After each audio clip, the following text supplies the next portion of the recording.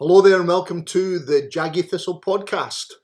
Kenny Farquharson here in Edinburgh, talking to you about Scottish politics and Scottish culture as we always do. If you're unfamiliar with the JAGGY THISTLE, can I invite you to click the link in the show notes and see what we have to offer on our Substack newsletter. We talk about all kinds of things there. Most recently this week, I was talking about the Quebec referendum of 1995. It's 30 years since that vote, and I was there at the time as a young political editor, callow, fresh-faced, idealistic, all the things that I'm no longer. I was there covering the Quebec referendum for Scotland on Sunday at that time.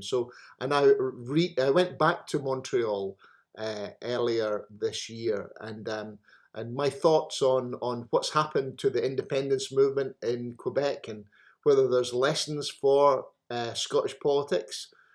Spoiler, there are lessons for Scottish politics. I explore those in my latest piece on the JAGGY Thistle there. So I invite you to click the link and see if that's to your liking. Also, please subscribe on whatever platform you're watching, whether it's Apple Podcasts, Spotify, YouTube with video. Press the heart button, the like button, the thumbs up button. Most importantly of all, press subscribe so you don't miss any more of these chats in future. So today, what we're talking about, we're going to talk about lessons for Scotland from Wales. Usually it's the other way around. I think Wales usually looks to Scotland for constitutional and political lessons, given that we have a stronger parliament and more coherent institutions, national institutions than the Welsh nation, and they often look to us for inspiration. But I think there's a good case for us in Scotland looking to Wales for how we get through this very difficult time in Scottish politics, in British politics, in world politics. There are specific lessons from Wales which I think we have to learn, and learn fast, as we approach the Holyrood elections. Now, Wales. I used to live in Wales. I spent a year in Wales as a postgraduate student studying journalism at Cardiff University during the miners' strike. Actually, it was in the early 80s. So it was a fascinating time to be in the Welsh valleys, and I've got very fond and vivid memories of that time and great characters that I met at that time. And I covered we were each in our course given a patch of Cardiff to cover and to get stories from, and this is one of the most indelible moments in my journalist career when I covered the area known as Tiger Bay, where Shirley Bassey comes from, and that was absolutely fascinating. And I learned so much about politics from watching the characters there, including an American guy who was the local Labour councillor who basically was, imported American politics and American ways and campaigning and politicking into Welsh municipal politics. It was fascinating to watch. He was called Ricky Ormond, a great character. But that aside, Wales, I think, has a specific lesson for us. And if you look to what's happening in Wales just now, the Caerphilly by-election last week, a by-election to the Senedd, the Welsh Senedd. There were three real indelible lessons to come from that contest, and the first was that Labour is in trouble. This is the heart of the Welsh valleys, and they suffered the first defeat there ever. Second lesson was that Reform is on track. Reform UK, Nigel Farage's party, is on track to at least have a chance of gaining power in the Welsh elections next May. And the third lesson, I think, that we could draw from the Caerphilly by-election is that an alliance is now likely between Labour and Plaid Cymru, the Welsh nationalists, to freeze out Reform from power in Cardiff Bay. So that's the background. That's what we've seen in the past week. What I'm interested in is what additional lessons there are for Scotland, and I'm particularly interested in whether we in Scotland can also freeze out reform from any whisper of power, any whisper of influence in the Scottish Parliament at Holyrood next May. We don't really know what the arithmetic's going to provide, but I think with Reform UK in some polls in second place in Scottish politics, Reform could at least have the possibility of influencing power in ways. We'll discuss the ways that could happen and how that could be offset. So, and the reason I think we can learn from Wales on this is that Wales has done this before, okay? And those of you watching on video rather than listening with your earbuds on, I'm showing a book to the camera at the moment, and the book is called The Politics of Co-Opposition, and it's by a guy called John Osmond, who was a special advisor to the Plaid Cymru leader a few years ago. A very experienced man and a great expert in the politics of devolution, John. And the subtitle of this book is The Inside Story of the 2021 to 24 Cooperation Agreement between Plaid Cymru and Welsh Labour. Snappy title. And the title says The Politics of Co-Opposition. What is co-opposition, you might well ask? It's not cooperation. It's not opposition. It's co-opposition. It's kind of a portmanteau word, which has a bit of both in there. And what this deal was between Welsh Labour and Plaid Cymru just a few years ago, it wasn't quite a kind of confidence and supply arrangement as we often see in politics. It was slightly more than that. It allowed Labour was in government. Labour had the first ministership through Mark Drakeford, but it allowed Plaid Cymru a say in the delivery of policy through the delivery units of the Welsh government. It was a very unusual and novel and quite bold arrangement between these two parties, these two erstwhile rivals and two historic rivals in Welsh politics. And the point was to freeze out the Tories from any power, and also to provide stability for Wales that was coming out of the COVID era at that time. And it provided kind of political stability, parliamentary stability over a crucial period where Welsh society was trying to get back to normal. It fell apart because of some personalities and kind of other reasons that we don't need to get into here.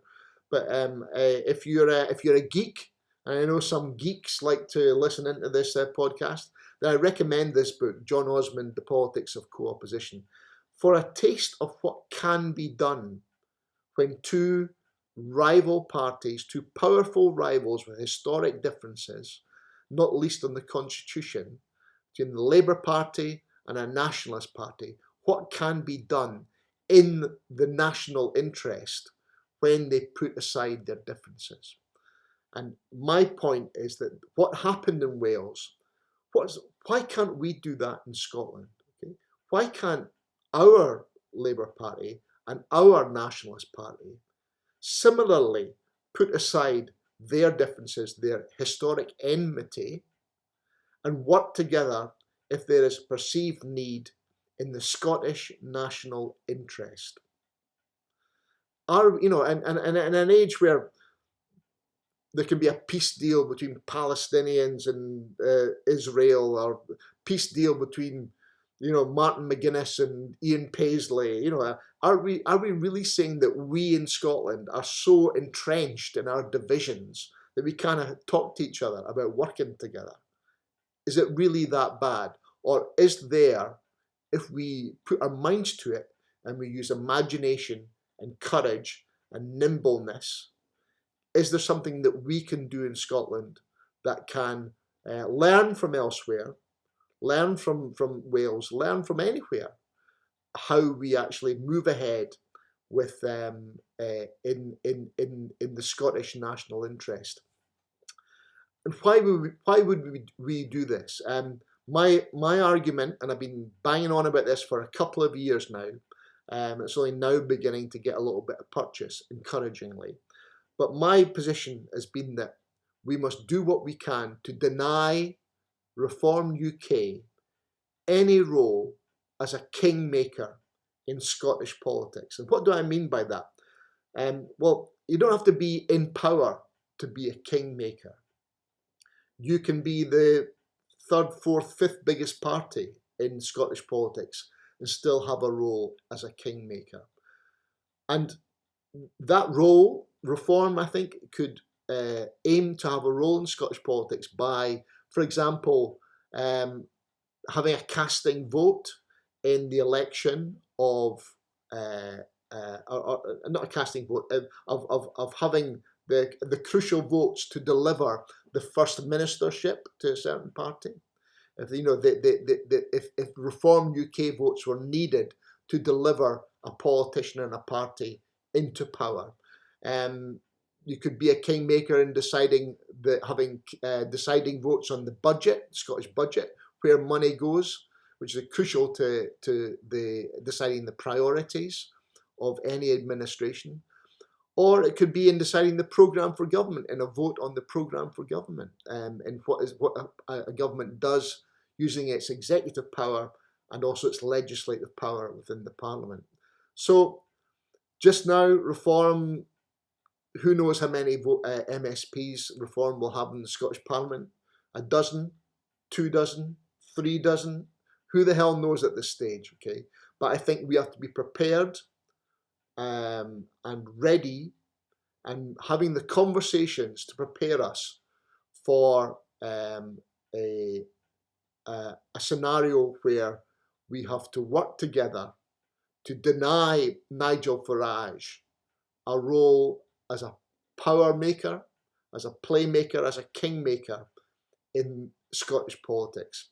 Now, I've been saying this for a while, and I get some kickback on this. And some people say to me, surely what you're saying is anti-democratic. Surely if people have voted for Reform, they're entitled for Reform to have a role in our politics. And and I understand that comes from a sincere belief, and but it also comes from, in my view, a misunderstanding about what Scottish politics is and how the Holyrood Parliament works, because majorities are very rare in the Scottish Parliament. Usually it's a party of minorities, and it was designed as such. It was designed so that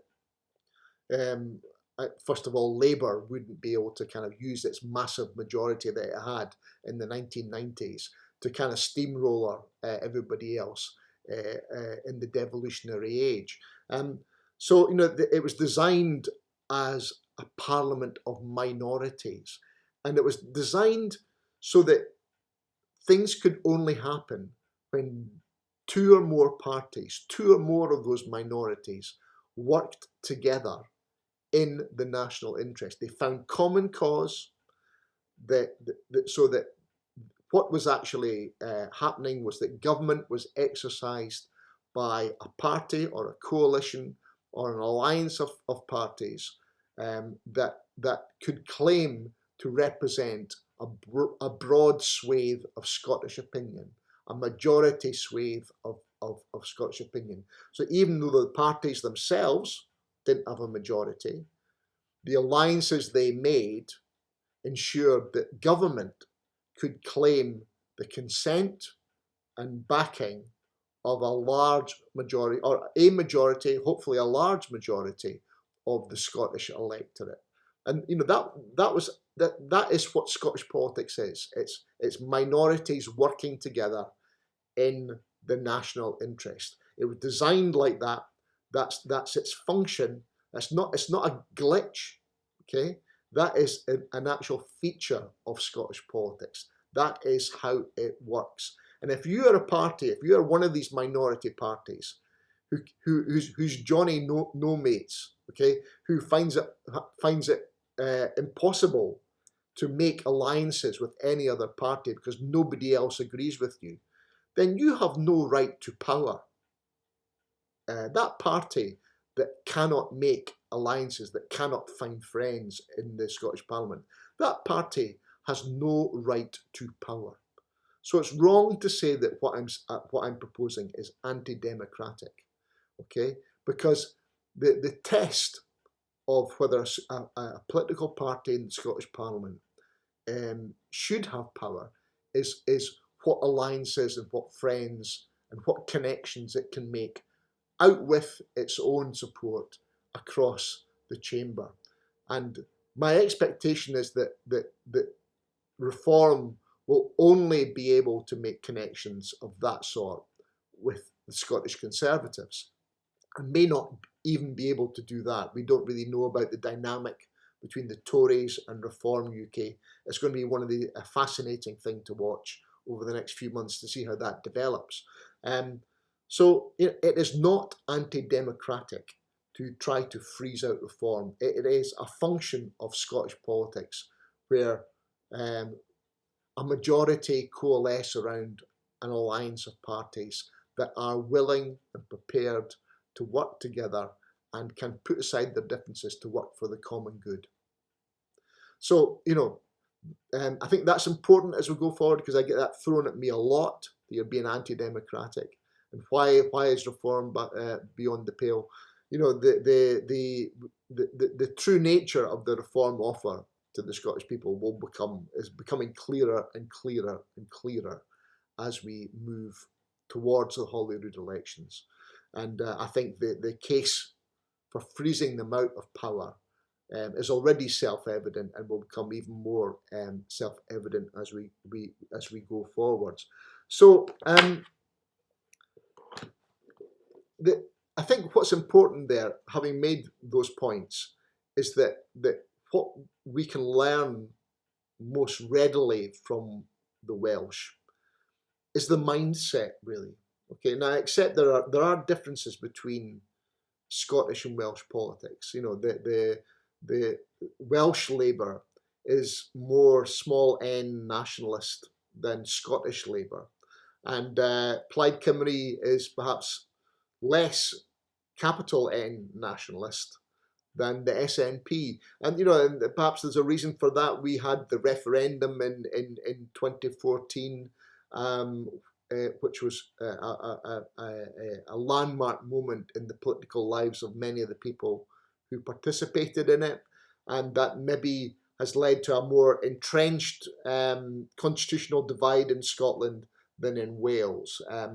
One of the features, incidentally, of the deal I talked about between Welsh Labour and Plaid Cymru a few years ago was that they agreed to have a commission on the constitution, a very interesting process, which they discussed independence and federalism and confederalism and various ways in which a small nation on the periphery of Europe, which is a description not just of Wales but also potentially of Scotland, can work on with its position and its history to have an imaginative way forward on the constitution. And that was a very fascinating process, and I think Scotland could do with a similar process. I think entered into in good faith by both sides, and I think that the generosity of that, each side having the generosity to talk to the other on the other's own terms, and to kind of share visions and try and say, well, okay, we've been talking about our differences for a decade and a half in the modern era of Scottish politics. What unites us? What can we agree on? And what can we take forward in the here and now, regardless of our differences of where we want our country to be tomorrow?